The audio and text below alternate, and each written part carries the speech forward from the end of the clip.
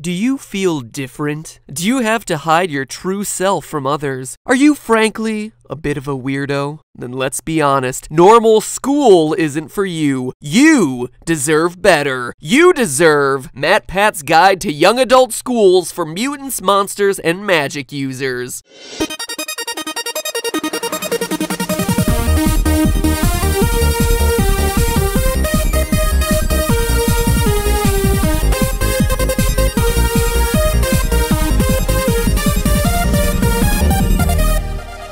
Hello, Internet! Welcome to Film Theory, the YouTube show guaranteed to get you a perfect score on the SATs. Actual number of the perfect score may vary. At this point in the year, summer is long over and students across the world have returned to school to reluctantly learn math, history, and transfiguration.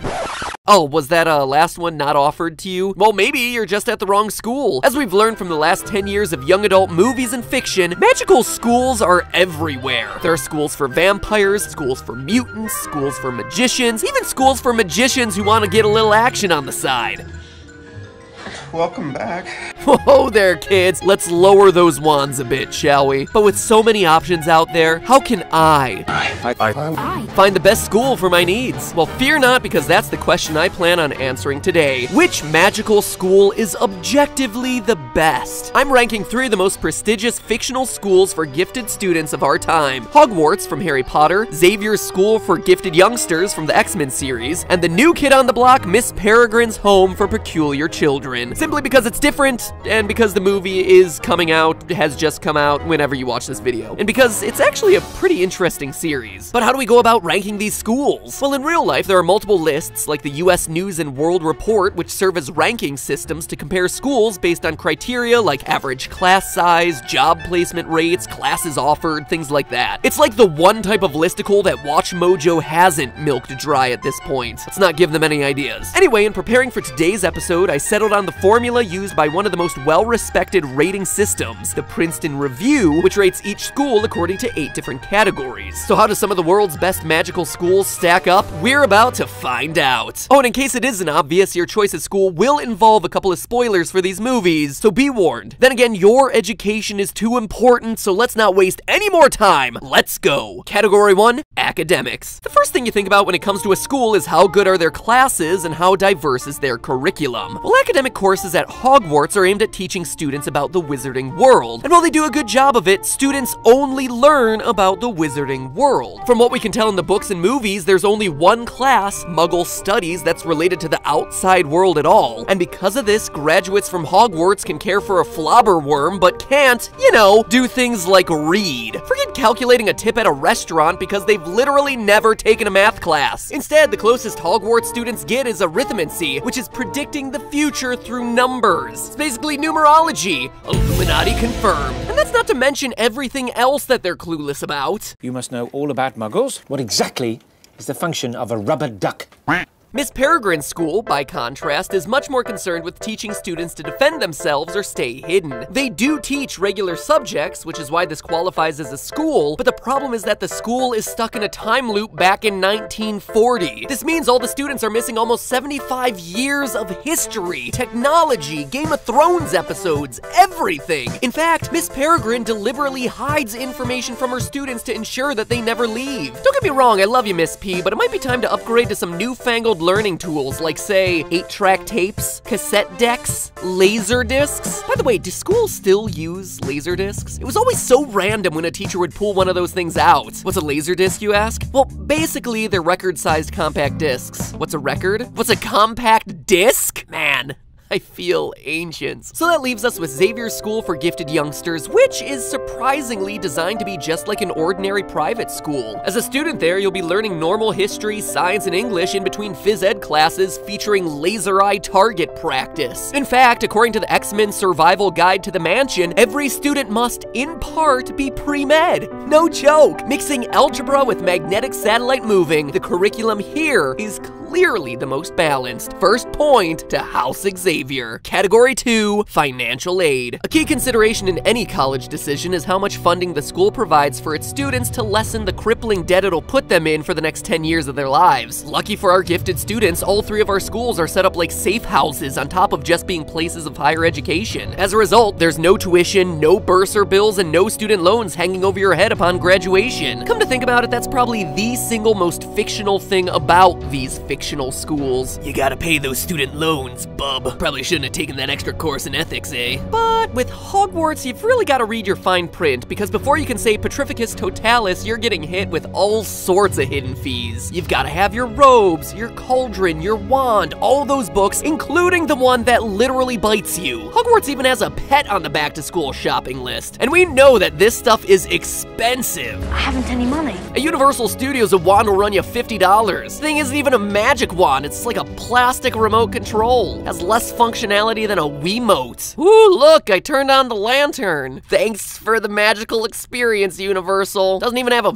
phoenix feather in there. I mean, Harry is lucky enough to have 2 dead parents who left him with a cavern full of gold to pay his bills, but a middle-income family like the Weasleys need to use all hand-me-down robes, books, and even rats. As a result, the points for this round go to both Miss Peregrines and Xavier School. Categories 3 and 4, faculty. Princeton Review has 2 categories here. 1, how qualified, and 2, how accessible the teachers are. Miss Peregrines has the greatest disadvantage here since it only has 1 faculty member. And on the experience side, Miss Peregrine may be well-versed in peculiardom. Yes, for those of you who haven't read the books or seen the movie yet, that is what they call their special ability. It's a good series of books, but it is as ridiculous as it sounds. But let's be honest, her qualifications as an actual teacher are somewhat loose. She grew up in the 1920s and deliberately ignores any progress made in science, tech, art, and history. I suppose you could say that she's a bit of a bird brain, because she's an inbreed, which have the ability to turn into birds. Whatever, it's a complicated fictional world, okay? On the other hand, at least she has a lot of office hours and makes breakfast for the whole class. It's not enough to get her the points, though. By contrast, the Hogwarts faculty are all actual professors and fully specialized in their subject. A lot of them have real-world experience, like Mad-Eye Moody, or are known for their academic rigor, like Snape. Even their office hours are pretty good. I mean, in most movies, you can barely avoid these teachers even if you're literally wandering the halls at 3 a.m. under an invisibility cloak. For crying out loud, Dumbledore kept coming back to give Harry advice even after he was dead. And so then what about Xavier's? Well, unfortunately, he just seems to scrape up whatever mutants are available and throw them into a random subject. Sure, Professor Charles Xavier has a doctorate from Oxford, but do you really think Cyclops is qualified to teach geometry? He doesn't even have depth perception. And what about accessibility? Well, unfortunately, the X-Men are only teaching in between major world crises, which basically happen all the time, at which point they take up their real jobs as, you know, the X-Men. Think you're gonna be scoring well on the ACT when your teacher's been gone for the last 3 weeks trying to wrangle Magneto back into his little plastic box? I don't think so. Thus, it's Hogwarts far and away that has the best faculty both in terms of quality and accessibility. 2 points for House Hogwarts. Categories 5 and 6. Campus life and safety. What good is the quality of the education and the training of the faculty if students are living under constant fear of death? A school, first and foremost, needs to be safe, which, when it comes to these schools, means these categories are just a wash. Sure, Xavier's looks like this beautiful manor, but hello, it's built over the X-Men headquarters. It's like building Harvard on top of a nuclear testing site. In the span of a few decades, we literally see the school overtaken by the military, ransacked, and completely obliterated. In the comics, the place gets destroyed like every 10 issues. And while Hogwarts may seem like the better option with its secluded campus and great extracurricular activities like Quidditch, Hogsmeade, and dances, it also has a tree in the front yard that can eat cars, a basilisk in the plumbing, a troll in the girls' bathroom, as well as deadly spiders and angry centaurs just off of school grounds. And that's not including the time Death Eaters snuck their way through security, murdered the principal, and destroyed the castle in the middle of what amounted to a wizarding race war. Miss Peregrine seems like it should have the easy win here, right? They literally repeat the same sunny day over and over. What could possibly go wrong? Well, that sunny day that they repeat over and over again happens to be the one where the school found itself in a direct path with a World War II bomb dropped overhead. The only thing saving the students every 24 hours is that it exists in a time loop that resets when the bomb is inches from landing. That said, if the loop isn't reset, that bomb will literally demolish the school and all of its inhabitants. Oh yeah, and I forgot to mention, if any of the students decide to leave the loop, everyone will age forward by the 80 years they've missed and immediately die. So yeah,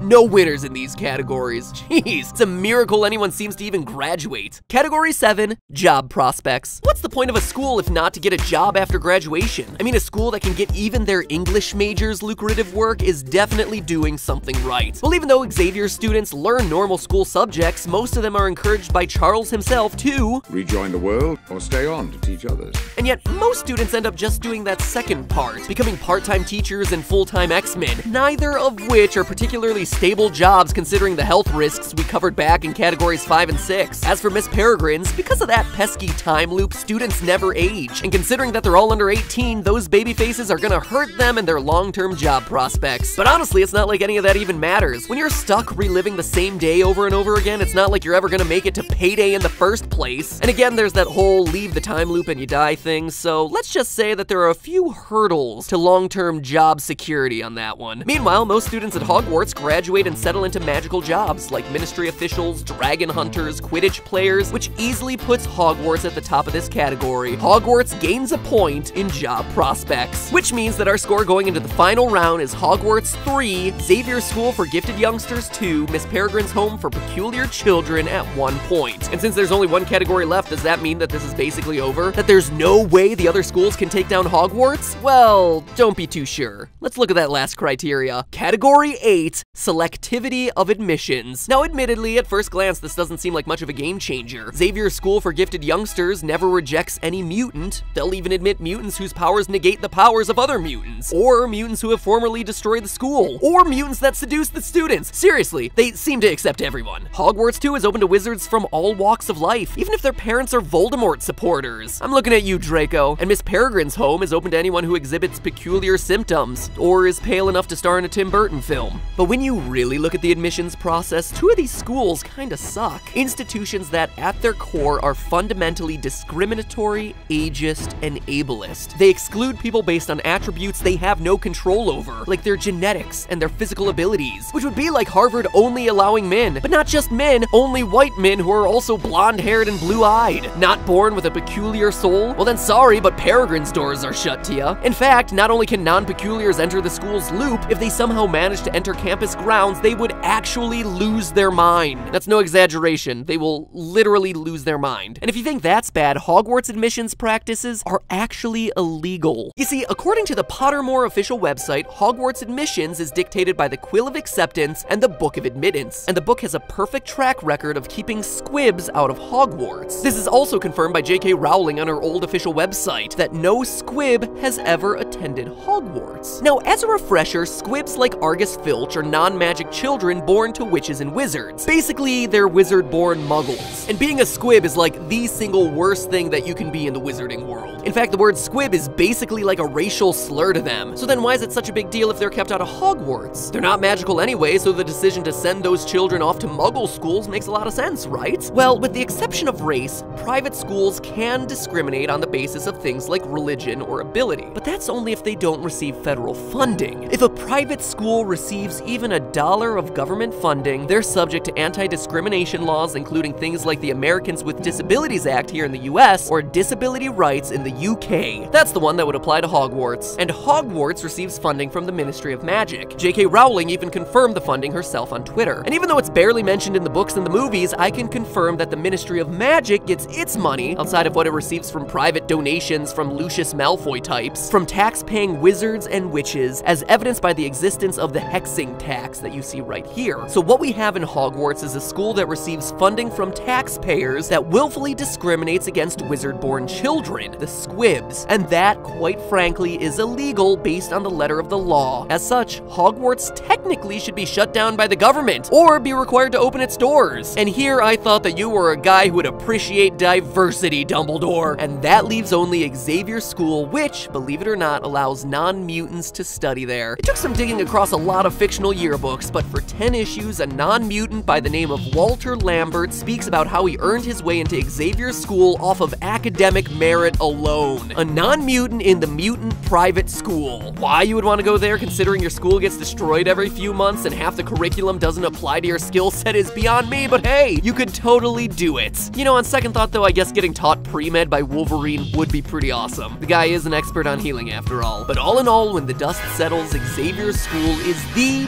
#1 gifted student university based on the Princeton Review rankings. Which brings us to the moral of today's episode. While we think these schools would be great to go to in real life, the fact of the matter is that none of them would want the rabble like us. Well, you know what? They can keep their potions. I'll see the rest of you in home ec. Today we're learning about how to clean grout. Now that is a real magic trick. But hey, that's just a theory. A film theory. And cut.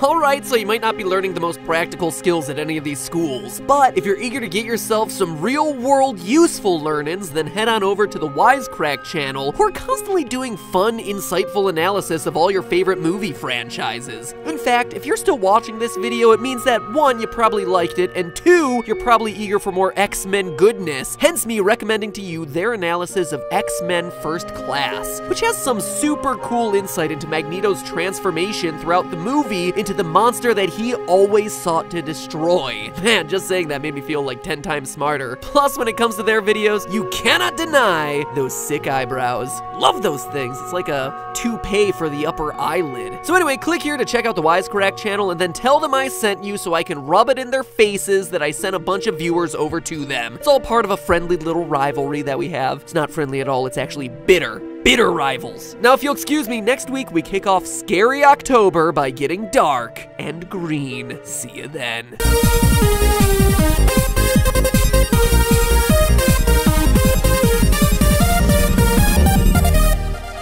Hello, Internet! Welcome to Film Theory, the YouTube show guaranteed to get you a perfect score on the SATs. Actual number of the perfect score may vary. At this point in the year, summer is long over and students across the world have returned to school to reluctantly learn math, history, and transfiguration. Oh, was that last one not offered? Do you feel different? Do you have to hide your true self from others? Are you frankly a bit of a weirdo? Then let's be honest, normal school isn't for you. You deserve better. You deserve MatPat's Guide to Young Adult Schools for Mutants, Monsters, and Magic Users.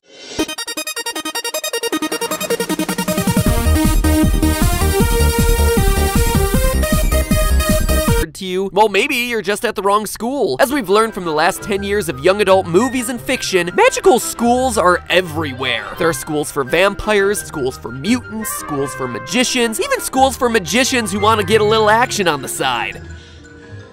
Welcome back. Whoa there, kids. Let's lower those wands a bit, shall we? But with so many options out there, how can I find the best school for my needs? Well, fear not, because that's the question I plan on answering today. Which magical school is objectively the best? I'm ranking 3 of the most prestigious fictional schools for gifted students of our time. Hogwarts from Harry Potter, Xavier's School for Gifted Youngsters from the X-Men series, and the new kid on the block, Miss Peregrine's Home for Peculiar Children. Simply because it's different, and because the movie is coming out, has just come out whenever you watch this video, and because it's actually a pretty interesting series. But how do we go about ranking these schools? Well, in real life, there are multiple lists, like the US News and World Report, which serve as ranking systems to compare schools based on criteria like average class size, job placement rates, classes offered, things like that. It's like the one type of listicle that WatchMojo hasn't milked dry at this point. Let's not give them any ideas. Anyway, in preparing for today's episode, I settled on the formula used by one of the most well-respected rating systems, the Princeton Review, which rates